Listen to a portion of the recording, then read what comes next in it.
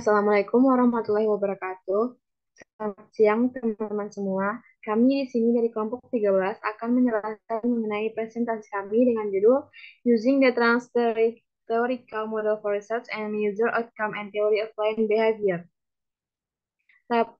Adapun kelompok kami terdiri dari next, ada Andrea Purba, ada Desi Widya Savitri, ada Hertiana Panjaitan, ada Nabila Nur Azizah Pane, ada Saya Nurul Anissa, serta Nurul Hasanah.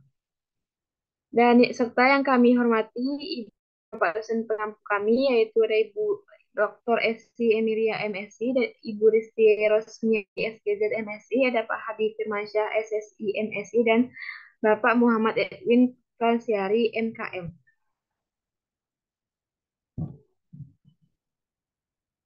Next. Baiklah, selanjutnya akan saya serahkan kepada pemateri.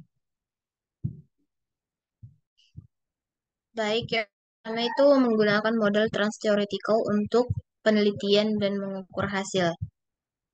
Trans-theoretical model or TTM telah digunakan oleh para peneliti untuk merancang investigasi perilaku diet dan hasil intervensi dengan memantau pergerakan melalui berbagai tahapan.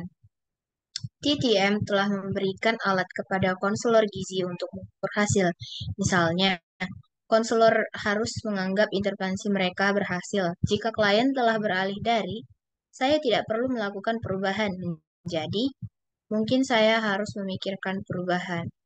Ukuran keberhasilan ini memberikan dorongan kepada para profesional di bidang kesehatan yang menjadi putus asa karena lambatnya perubahan.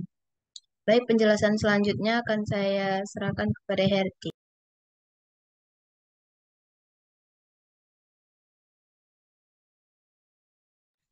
Baik, penerapan model Trans-Theoretical Diabetes State of Change DISC adalah program yang diselenggarakan di Kanada dengan menggunakan model Trans-Theoretical sebagai panduan untuk merancang dan menerapkan intervensi 12 bulan untuk meningkatkan perawatan diri dan meningkatkan pengendalian diabetes pada 1.029 orang dengan diabetes tipe 1 atau tipe 2.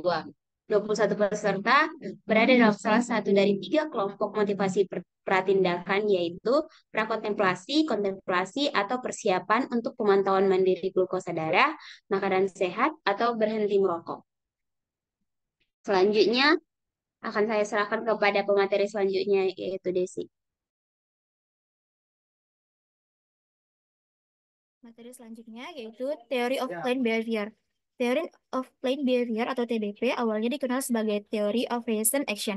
Teori ini digunakan sebagai landasan untuk melihat perilaku kesehatan individu secara langsung yang dipengaruhi oleh niat untuk melakukan perilaku tersebut. Ada tiga yang dapat mempengaruhi niat berperilaku, yaitu yang pertama sikap. Sikap adalah evaluasi yang baik atau tidak tentang suatu perilaku tertentu. Hal ini dipengaruhi oleh keyakinan diri tentang hasil tindakan dan betapa pentingnya hasil tersebut bagi klien atau evaluasi hasil. Selanjutnya akan disampaikan oleh rekan saya.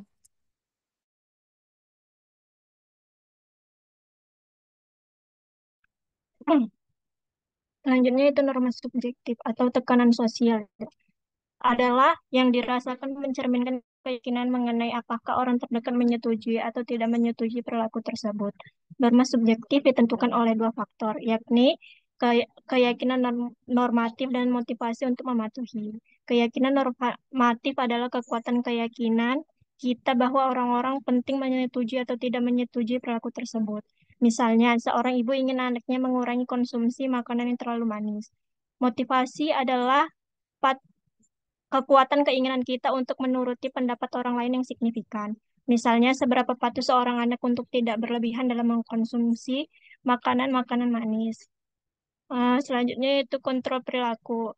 Kontrol perilaku yaitu adalah keyakinan kontrol perilaku yaitu merupakan ukuran keseluruhan persepsi kendali individu atas perilakunya. Keyakinan kontrol dipengaruhi oleh ada atau tidaknya sumber daya pendukung atau menghambat kinerja perilaku. Pendukung anggota keluarga. Faktor yang dapat internal atau faktor eksternal. Dampak dari setiap sumber daya untuk memfasilitasi atau menghambat perilaku yang diinginkan disebut sebagai kekuatan yang dirasakan dari variabel tersebut. Selanjutnya akan dilanjutkan oleh teman saya.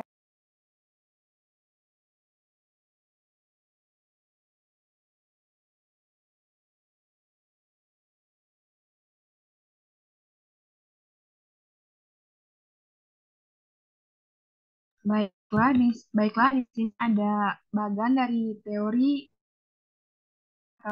perilaku terencana. Yang pertama ada belief about outcomes dengan evaluation of outcomes, yaitu keyakinan tentang hasil dengan evaluasi hasil nantinya akan mempengaruhi attitude toward the behavior, ya, atau akan mempengaruhi sikap terhadap pelakunya. Dan sikap terhadap perilaku ini akan akan tertuju kepada perilaku yang dimaksud. Yang kedua ada normative beliefs dengan motivation to complete, atau keyakinan normatif dengan motivasi untuk mematuhi. Keyakinan normatif dengan motivasi untuk mematuhi ini nanti akan ditujukan kepada subjektif norm atau subjektif norma. Selanjutnya subjektif norm ini akan dilanjutkan dengan behavior intention atau perilaku yang dimaksud. Serta yang terakhir ada control belief dengan perceived strength of control factors atau kontrol keyakinan dengan kekuatan yang dirasakan faktor pengendalian. Nanti hal ini akan menuju kepada perceived behavior control atau perilaku kontrol yang dirasakan. Ketiga dari teori ini akan menuju kepada behavior intention, dan behavior intention atau perilaku yang dimaksud akan ditujukan kepada behavior utama atau behavior terencana atau perilaku terencana. Baiklah, selanjutnya akan dilanjutkan oleh teman saya.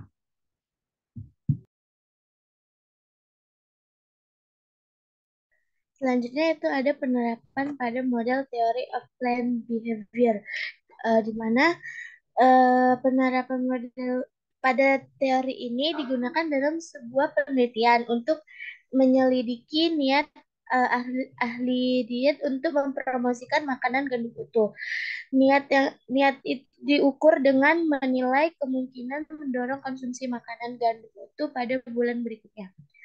Seperti yang sudah dijelaskan oleh teman saya, pada teori ini ada 3 faktor yang mempengaruhi nilai berperilaku, yaitu sikap, norma subjektif, dan kontrol perilaku. Pada penelitian ini, sikap itu didasarkan pada kemungkinan bahwa asupan makanan gandum utuh akan menghasilkan manfaat kesehatan bagi klien. Kalau di normatif subjektif itu didasarkan pada keyakinan bahwa profesional di bidang kesehatan berpendapat bahwa mereka harus mempromosikan makanan gandum dan memotivasi mereka untuk mematuhi pendapat profesional kesehatan.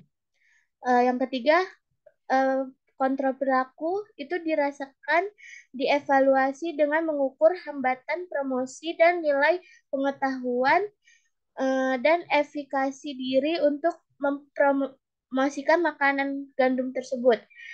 Jadi hasil dari penelitian ini menunjukkan bahwa sikap untuk mempromosikan makanan gandum utuh itu tinggi, serta keyakinan bahwa profesional di bidang kesehatan ingin mereka mempromosikan makanan ini sebagian besar peserta penelitian ingin mematuhi keyakinan normatif subjektif. Kalau di kontrol yang dirasakan yaitu rendah, yang menunjukkan bahwa perlunya pendidikan berkelanjutan bagi para ahli gizi mengenai promosi makanan gandum utuh tersebut. Saya kembalikan ke moderator. Baiklah, kami ucapkan terima kasih. Kalau ada salah kami mohon maaf. Assalamualaikum warahmatullahi wabarakatuh.